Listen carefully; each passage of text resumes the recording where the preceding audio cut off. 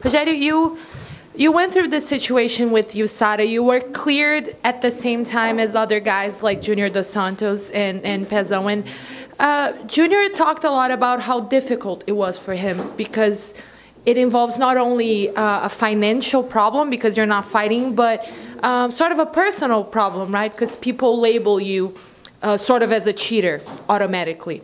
My question for you is, how was it for you to deal with this process, to stay calm throughout, and to not, was it hard to deal with people maybe putting that label on you? Yes, it was a very difficult time for me now.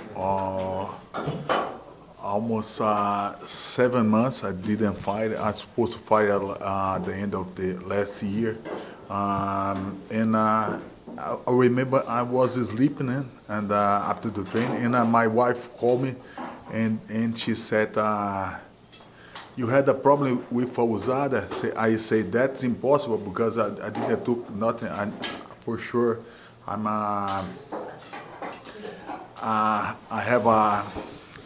know I have a chance to now to prove this, and but was a very hard time for me, 6 months, and but I know now I have a chance to come back, So I'm very happy. I'm very happy. I'm not gonna think about this because when I think the situation now, I suppose fight.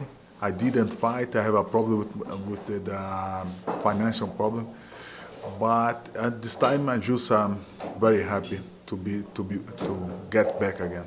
It's interesting. You've been at this for a really long time, and you've done so much with your career, and then something frustrating like this happens. I think people would understand if you decided, you know what, I'm not going to do this anymore, and you chose to keep going, to fight the thing, to get a shorter suspension and to get back. What kept you motivated to keep fighting? Yeah, what kept me motivated? I just have a big family now. So we have a lot of students in Brazil. So we have like almost 10,000 students. We have a lot of people like my work. I have 3 kids now, so everything getting me motivated to make this fight again. Were you confident throughout the whole process that you would be able to prove that you were not guilty? Were you confident since the beginning? Yeah, I'm very confident since beginning because I know I didn't took nothing. So it was very hard, man, to prove. I spent a lot of money with a lawyer, with everything to prove this, but when they called me and said that you will not. You're free now to start to fight again. So I was very happy, just happy. And you talked about, so it took a while for you to come back. And when we talk about ring rust, it's divisive. Some fighters who come back after a long time, they'll say, oh, no, it's no problem, like I'm fine. And some people, like, they say it messes up their rhythm because it's not only fighting, but also training, right? So how has this process been for you, just getting back to training and just getting your body back in shape? Has it been harder because of the time you've been away? Yeah, it's very hard to get back. Now, when I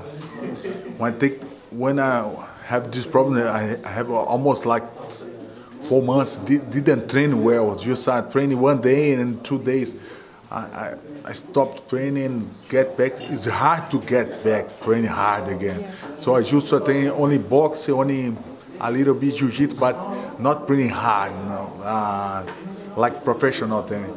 So these months for me is very hard to get back.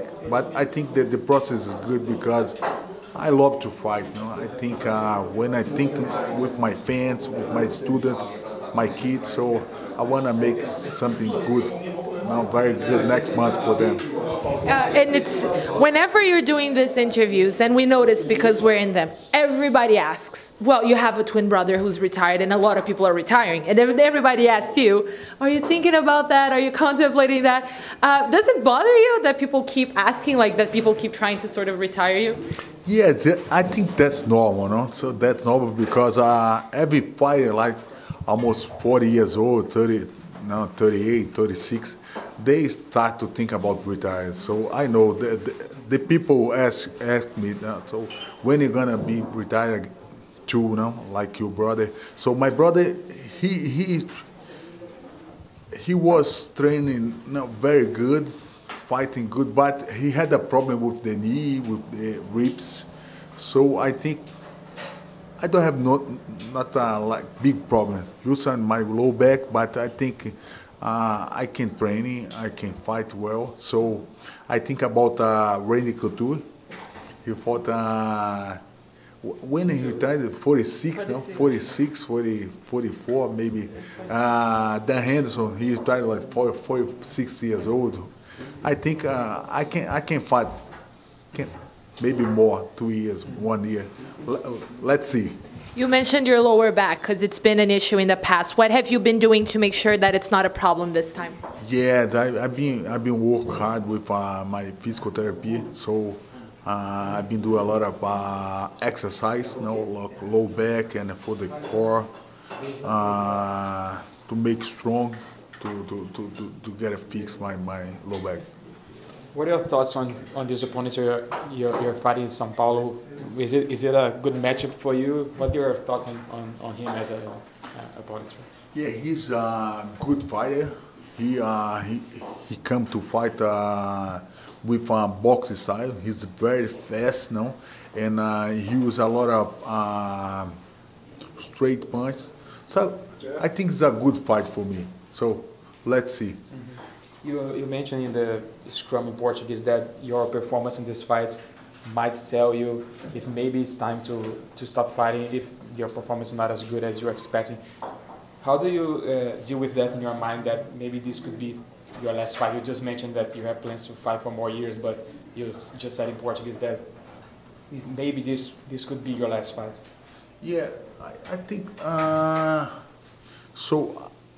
I've been fight for almost 20 years, so that we made a lot of good fights. So I think that time it's time to see how I gonna fight in my next one. So that fight's gonna be very important to see my body works, the time, my speed, my mind, my move. So let's see this fight. You haven't fought in almost 2 years. It will be almost 2 years when you fight in São Paulo at the same arena where you headlined the UFC event last time you fought. Is it important for you to come back to the same place and give fans another perspective or view of your performance, being the same city in the same arena? Yes, I'm very motivated to come back to fight in Brazil this time. So I really want to fight in São Paulo. So we have a lot of people who like my work there in São Paulo, so a lot of friends, a lot of students there. So for me, very important to fight in Brazil again. You talked about inspiring people and your students, but what is it, you know, on your end? What keeps you fighting? What do you love about fighting still? See, I love the good result. No, I love to train well, fighting good. So if I'm fighting good, keep fighting good, for me it's good, no? Good for my fans. I think a lot of people like to see my fights, my style, so they like my boxing. I think we have a good punch too. And as it stands, we were joking about that at first, but as it stands, we don't have a main event for São Paulo. Would you be willing or interested in taking that spot? Yeah, let's see. Let's see. We talk about USADA. What have you changed in your training routine, in supplementation, to avoid that something like that happens to you again? Man, it's very difficult because the point is so they this time it's very dangerous to take some supplements, no? So I think now it's difficult because we took some like BCAA, glutamine, something like this. But now after this thing happened, for me, I took only banana, maybe rice and beans, and it's difficult to fight without supplement. Are you not using anything now? Nothing now. Do you plan on suing the company that sold you the supplements? Do you plan on suing them? No, not yet, not yet. I think I'm my responsibility because we know everything you take, you're gonna test, no? Yeah, but you bought the supplement that doesn't have the substance in the label. So do you plan on suing the company that sold you something that wasn't in the label? Yeah, I don't think so. I don't think so. The last one for me. You've, like we've said, you've done so much in your career, and you're one of the most well-known guys. But now in this, like, let's say, final stretch, we don't know how many years, but I would assume not that many. How does the idea of a belt sit in your mind? Is it still a major goal? It's always a goal, I guess, but is it something that it's a major goal for you, or would you be fine retiring without ever making it that far? So I think. Now in the future, make a good result, no? Give something good knockouts, no? And the future, so use my box, use my jiu-jitsu, no? And I think fighting well. That's my main goal in UFC, and stay in the top 5 again.